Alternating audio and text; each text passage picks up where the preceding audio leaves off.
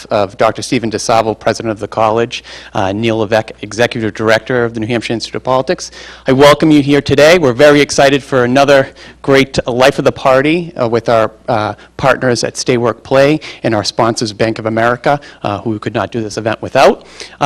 Just a few ground rules. When the panel does open it up to ask some questions to the audience, if you could just wait for the microphone, and then one of our students will bring that to you. So I turn it over to the panel. Thank you.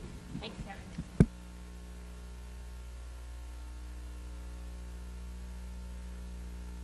Stay Work Play New Hampshire. I just want to give you a little bit of background about the Life of the Party series. We created this as an opportunity to get young people in the room with candidates, right? So a chance for students, 20 and 30-somethings, to get in front of these folks, but also to get to know the candidates as people, if you will, right? So we want to find out how they think, what they do in their free time, what causes them to make certain decisions. So we have lots of fun questions here to get to know our candidate. Before we do that, I want to have our other moderators introduce themselves. Mike, if you would. Hey everybody, I'm Mike Cashin. I'm the Manager of Operations and Communication for AlphaLoft. Good afternoon, everyone. I'm Mike Skelton. I'm the CEO of the Greater Manchester Chamber of Commerce. I'm also a board member at Stay Work Play and a proud graduate of St. Anselm College, so very happy to be back here at the Institute today. Awesome. And those of you, I'm sure many of you on Facebook, Twitter, Instagram, be sure to use the hashtag LifeOfThePartyNH and tag Stay Work Play and the NHIOP, and we'll get some social media buzz going. So we're ready to get started. Please join me in welcoming Carly Fiorina. Hi.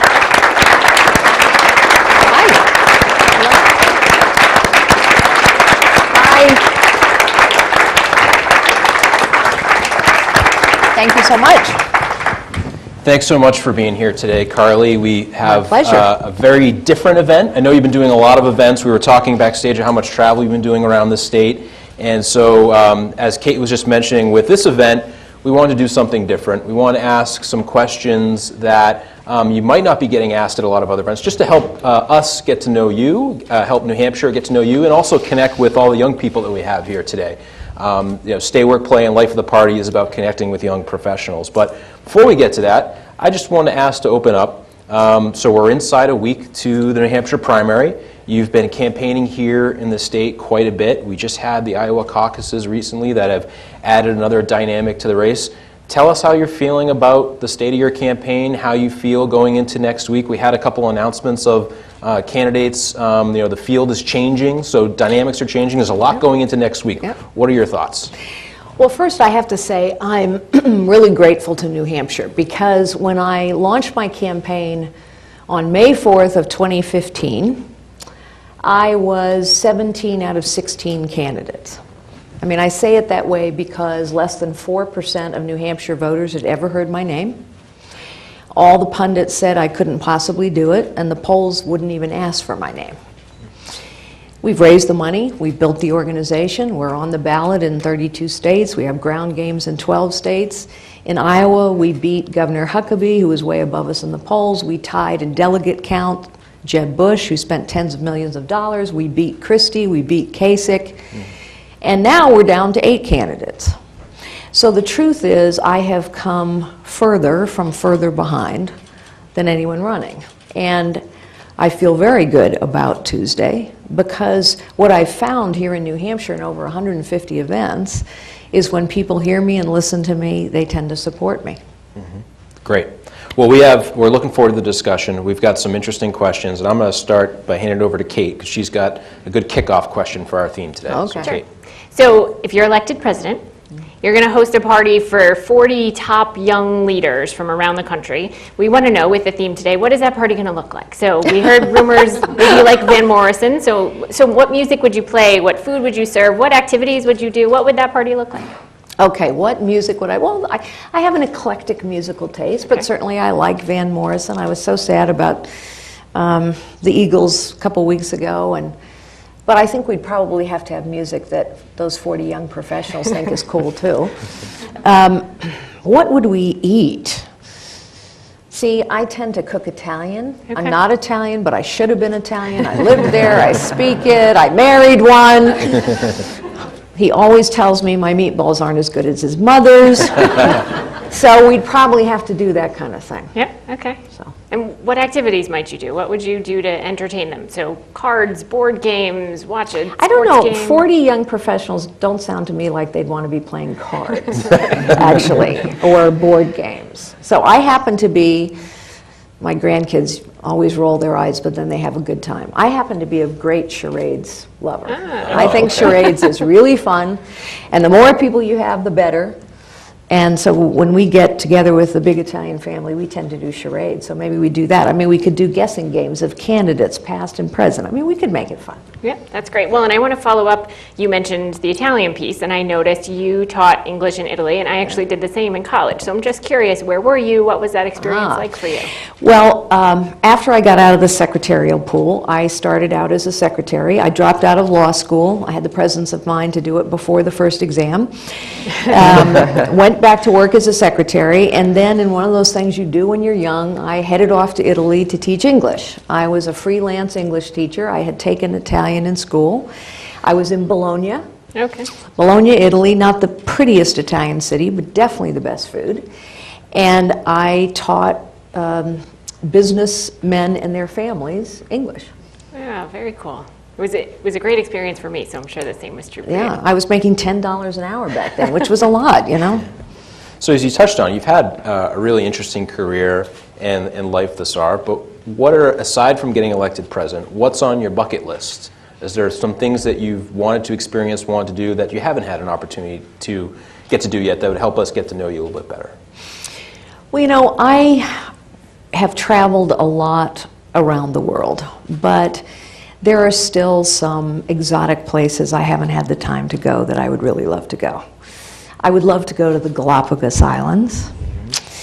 I actually would love to go to Greenland.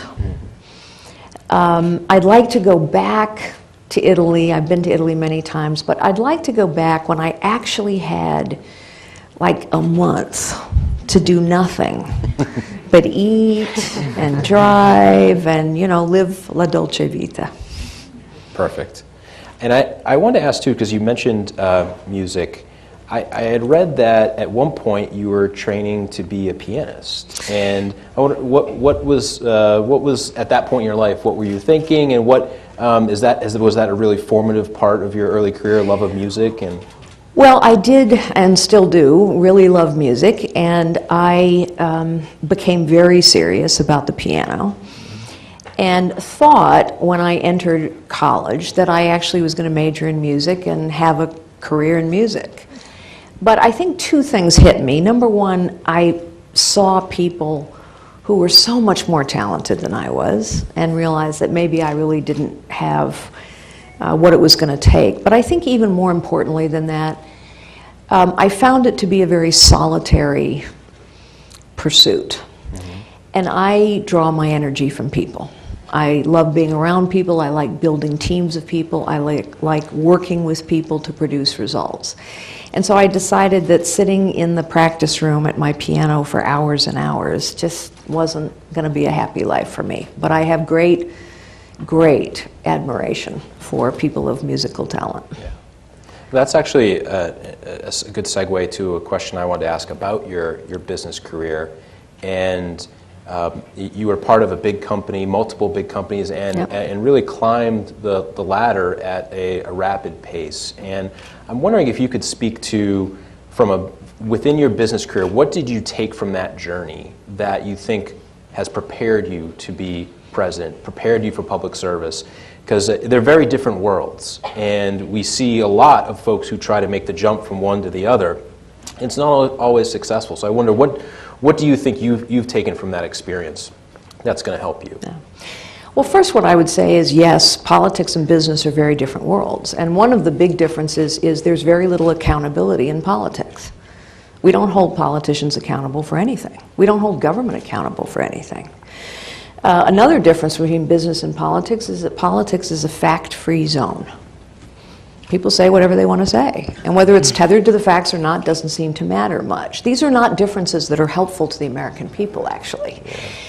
However, I also think that leadership is always the same.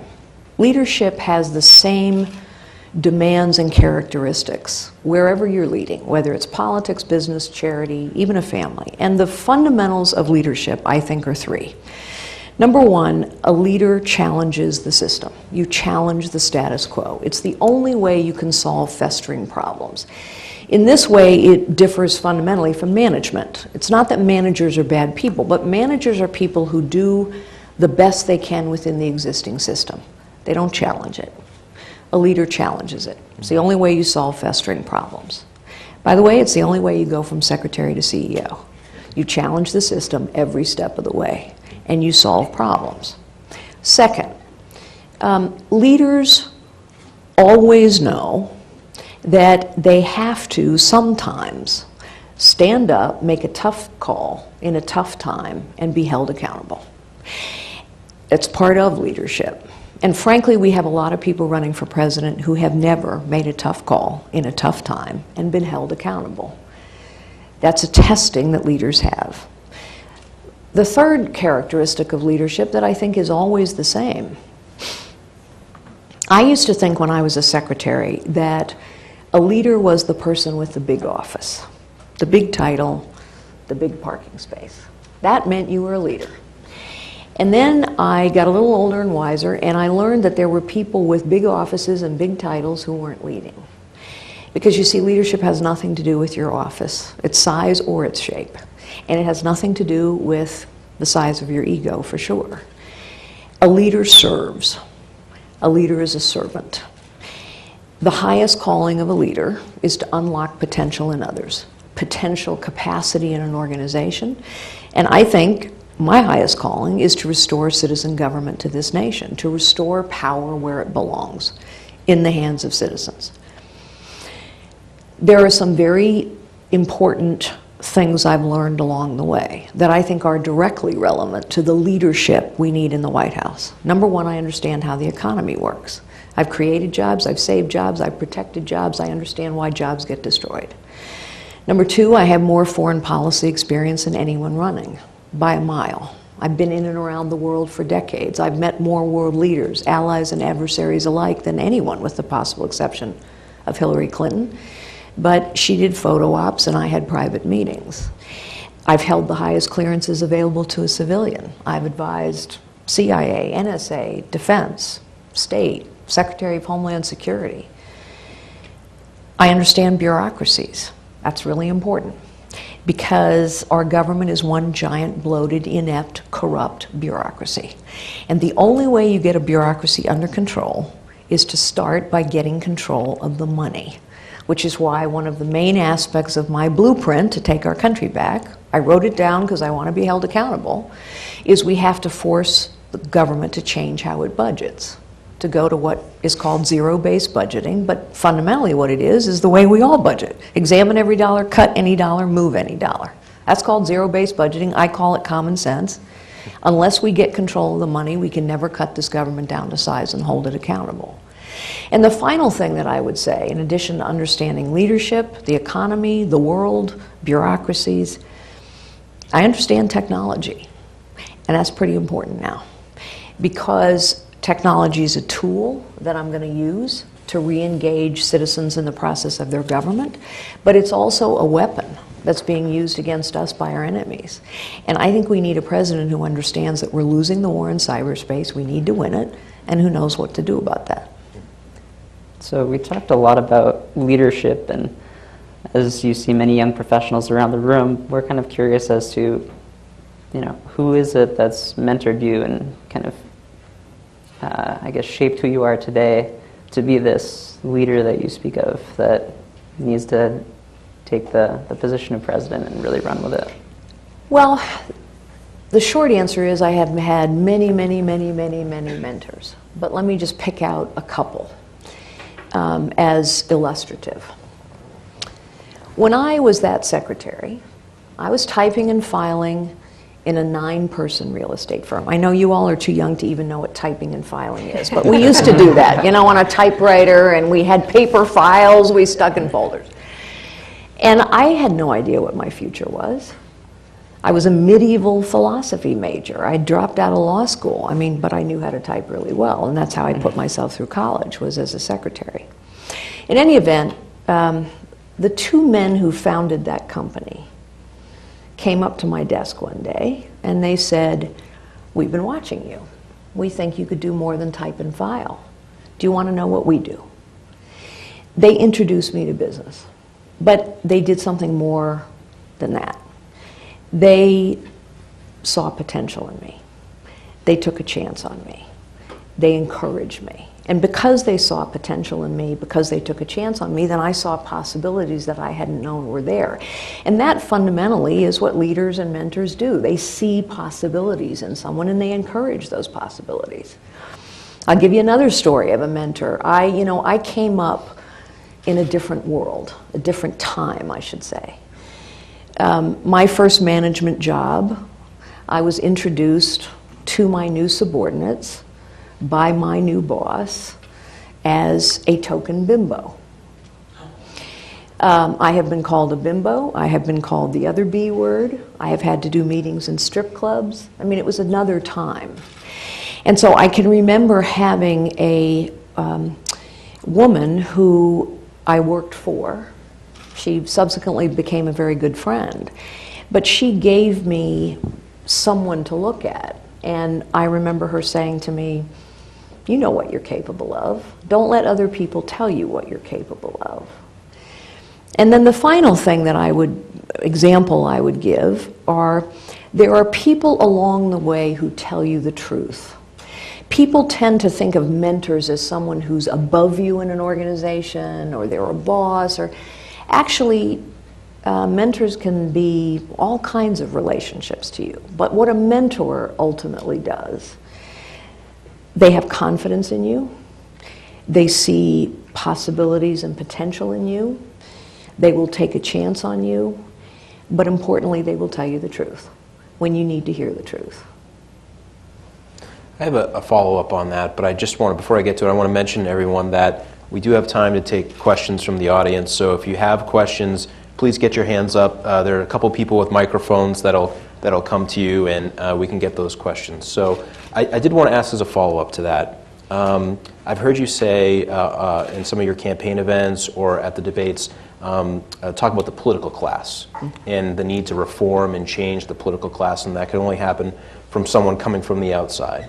But in looking at joining that political class by running for president, are there any role models from politics, from either recent history or earlier in history, that you look to as the example of what you would like to be as president or in public service? There are fine people in public service, people of great character and integrity. For example, I helped John McCain in his presidential race a great deal because he was a man of great character and integrity. But the reason I say we have to reform the political class is because what we have, and by the way, 80% of the American people agree with this. 80% of us think we have a professional political class of people who care more about their own power, position, privilege than on getting anything done. What we have too many of are people who have done nothing in their life but run for office. Run and win, run and win, run and win. And what happens over time is people end up saying whatever they think they have to say to win again. But they very often don't ever get it done. And the other thing that happens is, and this is true in any circumstance, if you have been in a system your whole life, you don't see it for what it is anymore. You know, we'll say in business or in entrepreneurship, wow, if somebody's been in the same job for 15 years, maybe they're stale. But we have politicians who've done nothing else but politics. And that's a very narrow experience. And this is now a very challenging job. And I think it's foolish to think that the job of President of the United States in a complicated, rapidly changing global environment, that the only qualifying experience is that you've run for office. I think that's foolish. I would say one other thing, just to go back to your question about leadership, and I would say this to anyone who aspires to lead in whatever your profession is. Take the tough jobs. You know, there are people who will advise you, in order to advance in your career, take the easy jobs that you know you can succeed at. It's the wrong advice. Run to the problem. Take the tough jobs.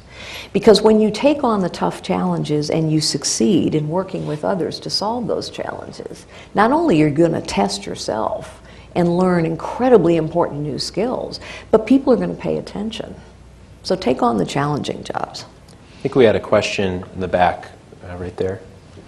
And please, if you have other questions, get your hands up. We have a couple mics.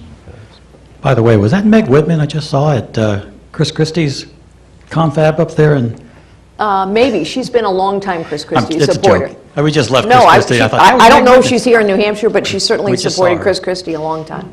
For all those that don't know, she was also a HP CEO. She still is, actually. Still, I'm sorry, yeah. Actually, that's not my question, but I'm listening to all the Republicans talk, and I hear about, the big threat of ISIS and immigration. Important issues, no doubt, but they're not going to destroy this country. But the elephant in the room is not being talked about in this by any of the Republican contenders, and that's income inequality. It has a capability of hollowing out the middle class. What's your response? Yeah. Well, I agree with you. I agree with you. And by the way, let's understand that income inequality has been getting worse for 40 years under Republicans and Democrats alike. Working families' wages have stagnated for 40 years. We now have a country in which record numbers of men are out of work, record numbers of women are living in poverty, wages have stagnated, and in the last 7 years, 95% of the wealth created has gone to the top 1%. In the last 7 years. Why does that happen? Crony capitalism. Why does crony capitalism happen? Because the only people that can deal with big government are big, powerful, wealthy, well-connected people. Why has 95% of the wealth gone to the top 1% in the last 7 years? A 73,000-page tax code, a regulatory regime that's so complicated that we're literally crushing more small businesses every day than we're creating.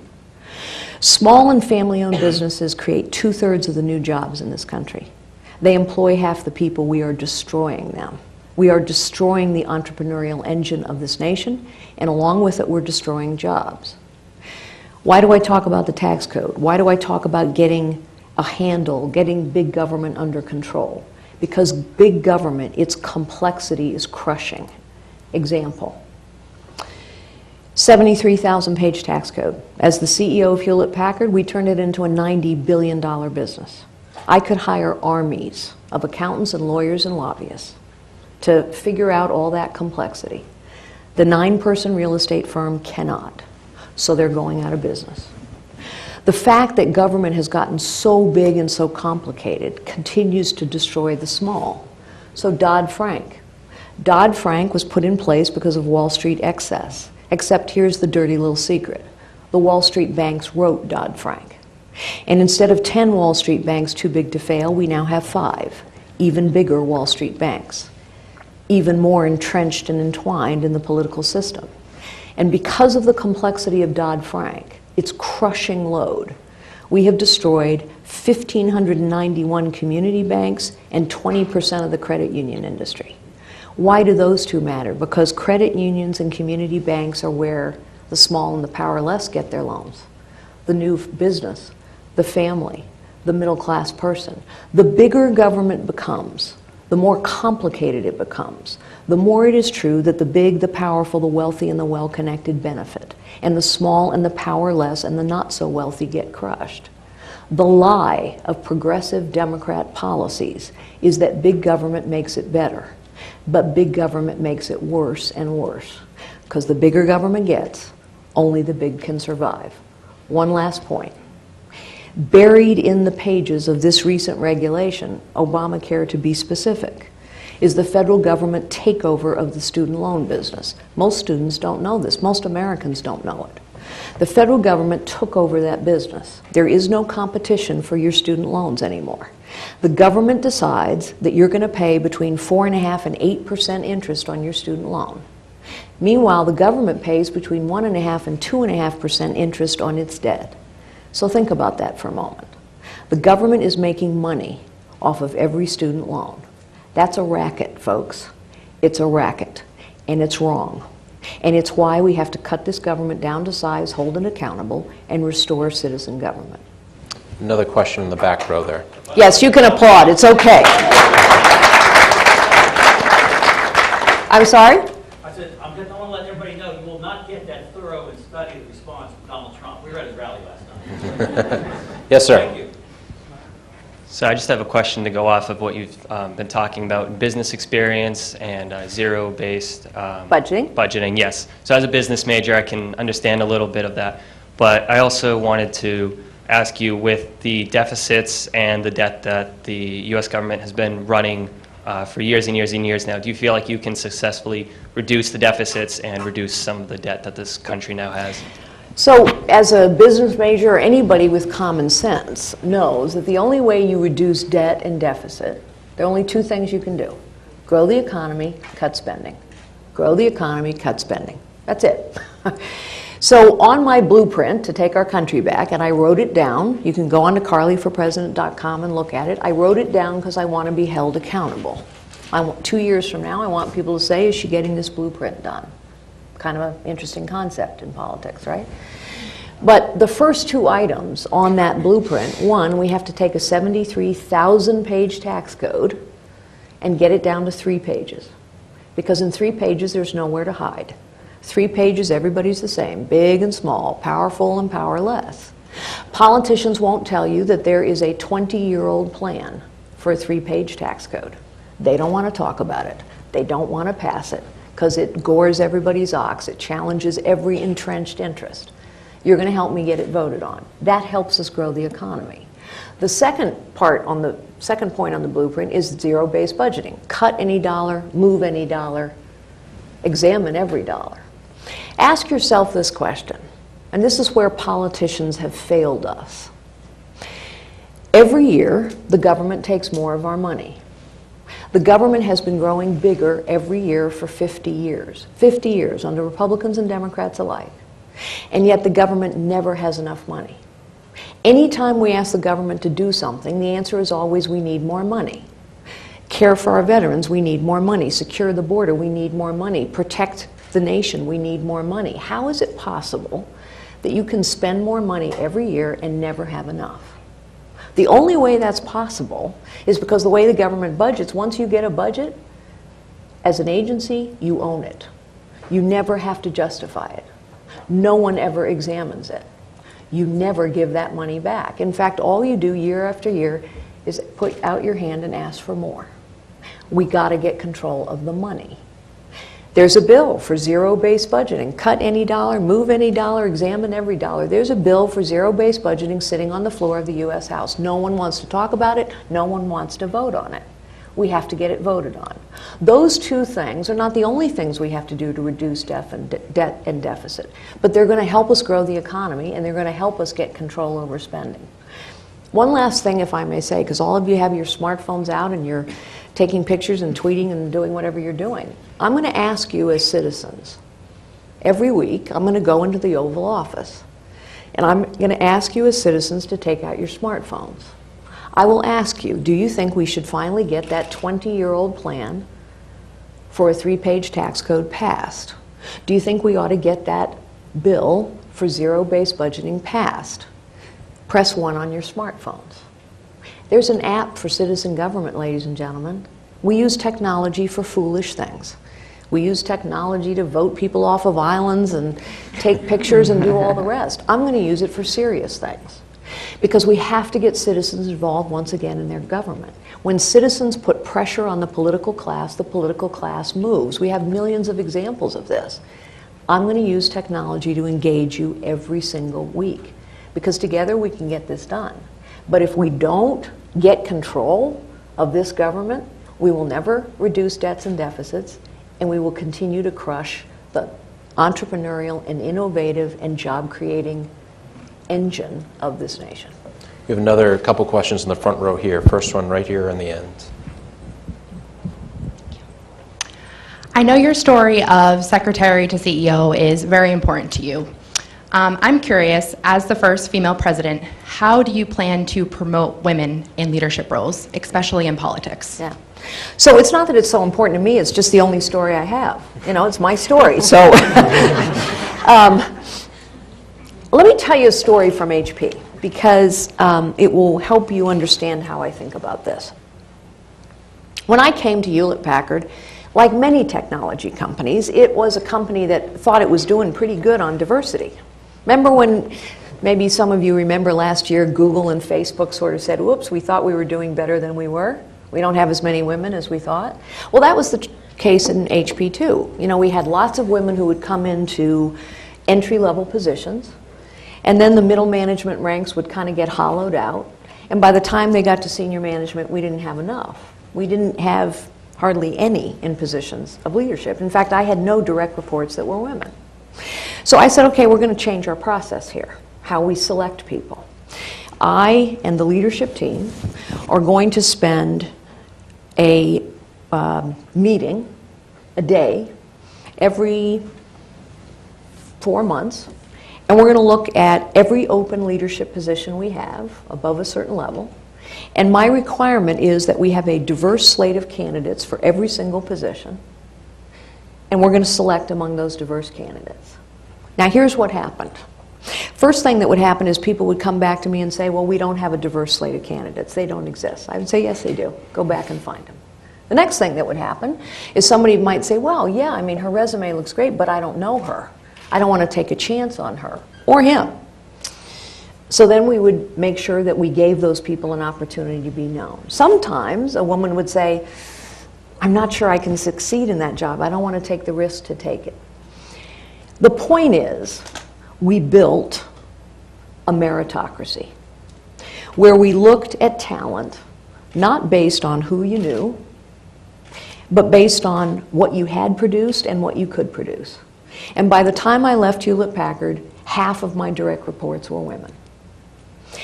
In the federal government, there is no such thing as a meritocracy. It's called a seniority system. People are paid for time in grade. And it actually doesn't matter whether you do a great job or a lousy job. Everybody gets paid the same. And what that does over time is it crushes potential of everybody.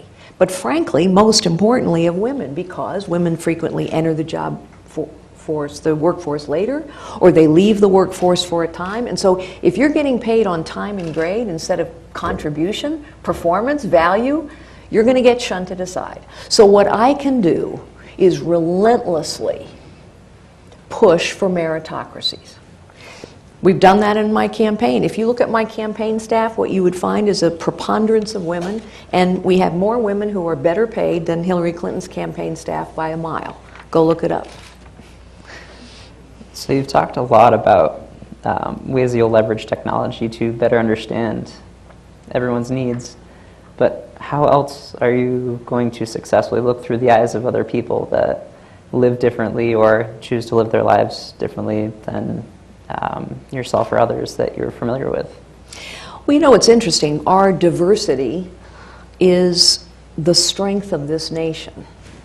The problem is that politics and politicians have divided us instead of unifying us. Unifying us doesn't mean we're all the same. Unifying us means that despite our differences, we have some common goals. So let me give you two. We've found common ground on so many things, but the political process tends to raise money by dividing people. I mentioned a couple figures several minutes ago. 80% of the American people now think our government is corrupt. They're right. But think about what that 80% number means. It means that it's men, women, young, old, Democrats, Republicans, independents, every race, anything. 80% of the American people think the federal government's corrupt. That's common ground. 80% of the American people now think we have a professional political class of both parties that cares more about its position and power than getting anything done. That's common ground. What else is common ground? That each of us is gifted by God. All of us have potential. Every single one of us has more potential than they realize.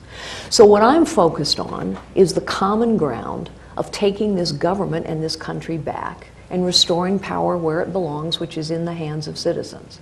What I'm focused on is the common ground of saying this must be a nation where your possibilities are not limited by your circumstances. Your possibilities are limitless because of your potential and your God-given gifts. And I think we can rally as a nation around those things.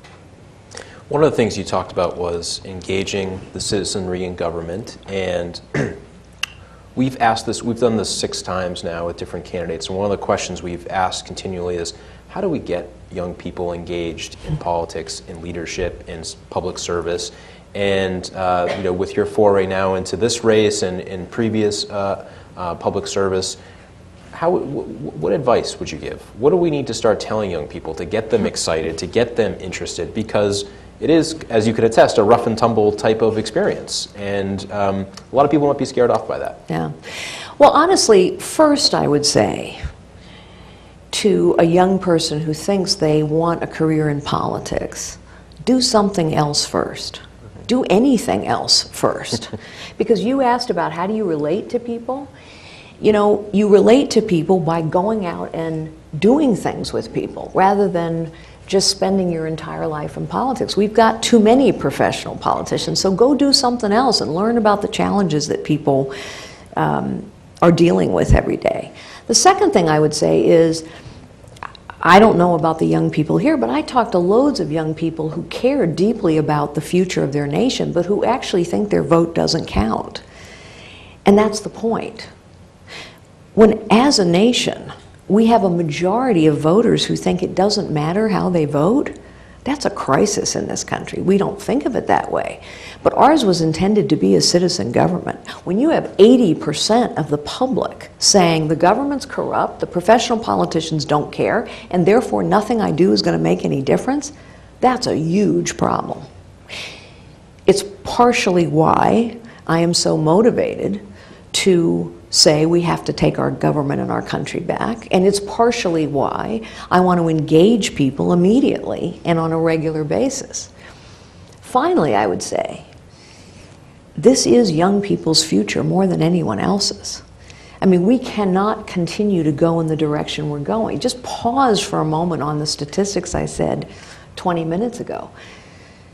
Record numbers of men out of work, record numbers of women in poverty, young people who don't think the American dream is alive anymore.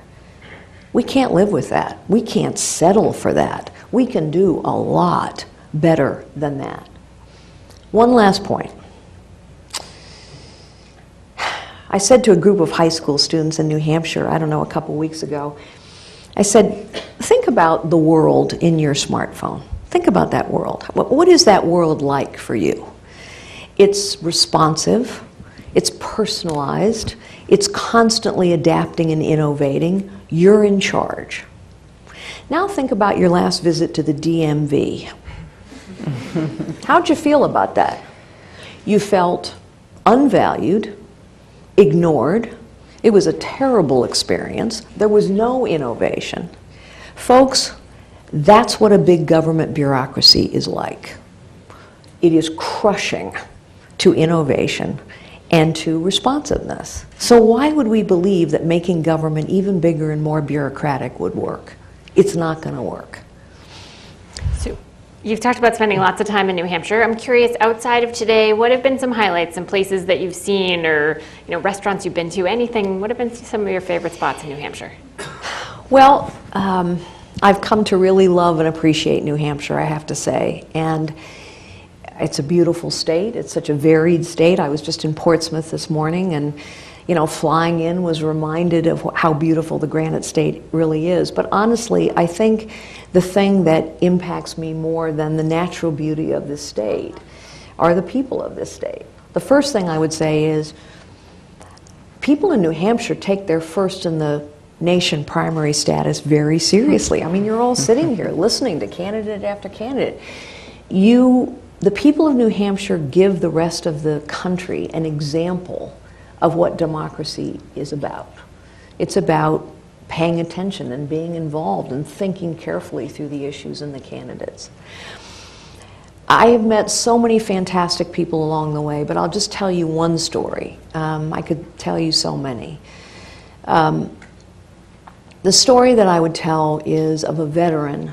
The last time I was here, a little less than a week ago, and a veteran came up to me. He was in Special Forces.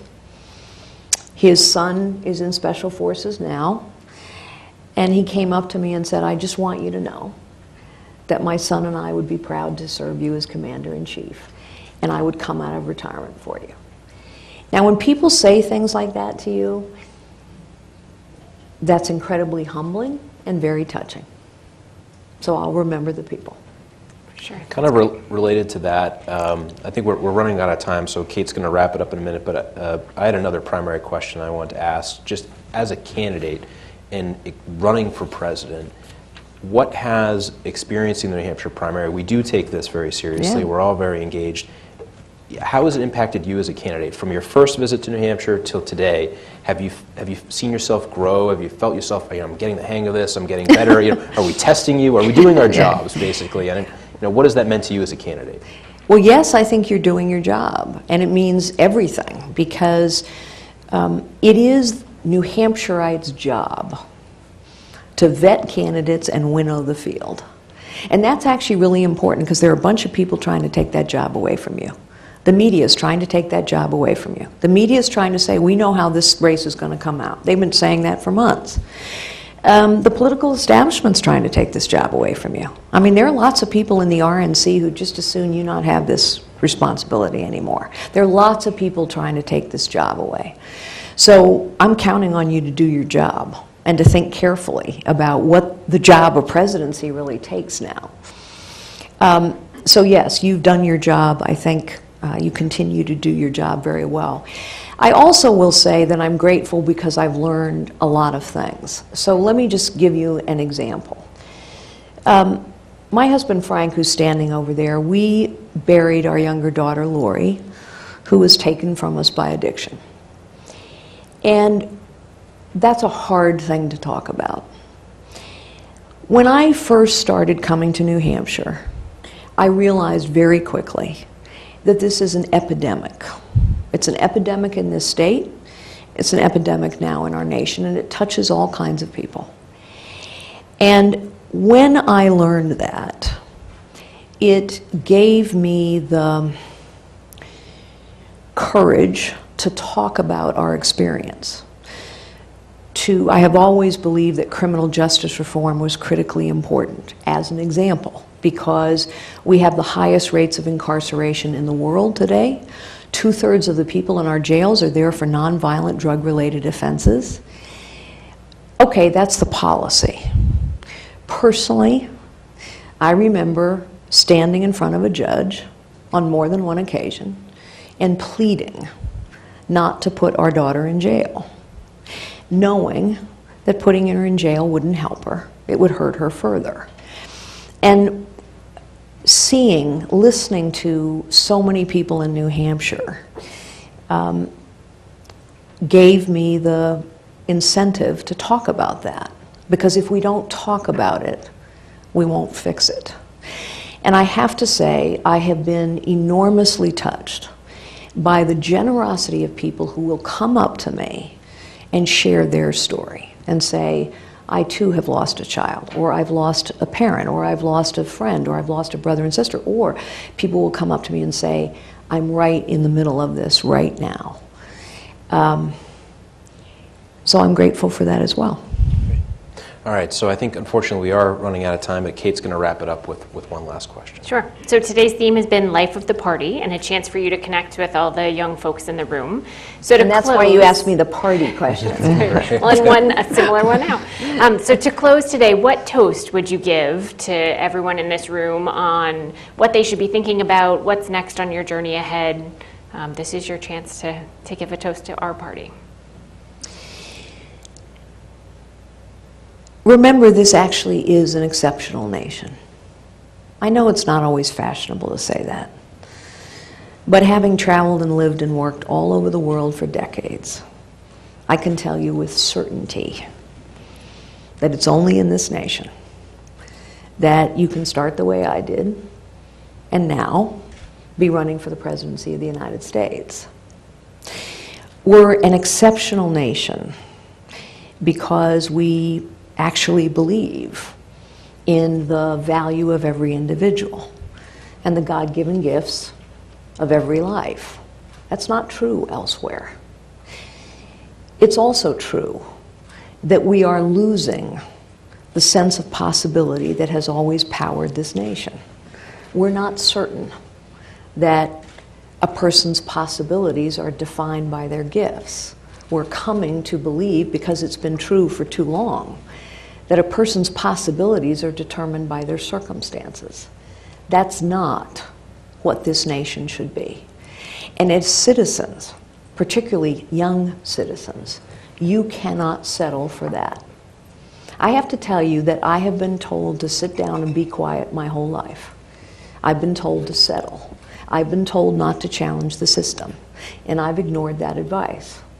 I'm running because I think the American people can't sit down and be quiet anymore. I don't think we can settle for how this is going. I don't think we can accept a system of government and politics that isn't working anymore. So what I would ask you to think carefully as young citizens, and I would ask you to stand with me and to fight with me, to join me. Because citizens, I actually think it's really time. It's a pivotal time now. We have to take our politics back. We have to take your future back. We have to take our government back. I think it's time we have to take our country back.